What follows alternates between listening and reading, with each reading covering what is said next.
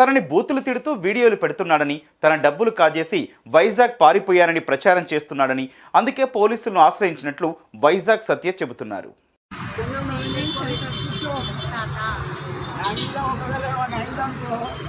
నా పిల్లలు ఒకరు ముగ్గురు కొడుకులు ఏంది నువ్వు తీసేది ఇంకా మిగిలిందా.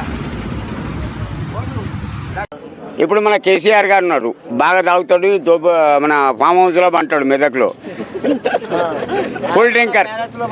మనం పొద్దుగా లేగానే టీ కాఫీ తాగుతాం, వాడు ఒక క్వార్టర్ తాగినాక పేపర్ చూస్తాడు. దరిద్రం పట్టినట్టు పట్టిండు మన తెలంగాణకు. ఏపీలో కూడా దరిద్రం పట్టినట్టు పట్టాడు, ప్యాలెస్లో కొనుక్కుంటున్నాడు అంటున్నారు. మరి చంద్రబాబు నాయుడు ముడ్డిగాలి అనడా? ఇప్పుడు వివేకానంద రెడ్డిని చంపిల్లండి, వాళ్ళ బాబాయిని. చంపినోని పేరు సీను, ఇప్పుడు జైలు ఉన్నాడు. వాడిని కావాలంటే జగన్ గారు లేపుతారు, కానీ చంపరు, వాడిని అట్నే బతికిస్తారు. ఎందుకంటే దేనికైనా ఒక రీజన్ ఉంటుందండి. ఇప్పుడు వైఎస్ఆర్ గారు ఉన్నారు, 2 పథకాలు పెట్టిండు హైలైట్. ఒకటి ఆరోగ్యశ్రీ, నెక్స్ట్ 108. దానివల్ల ఎంతో వేల మంది బతికిందండి. నా భార్య కూడా బతికింది.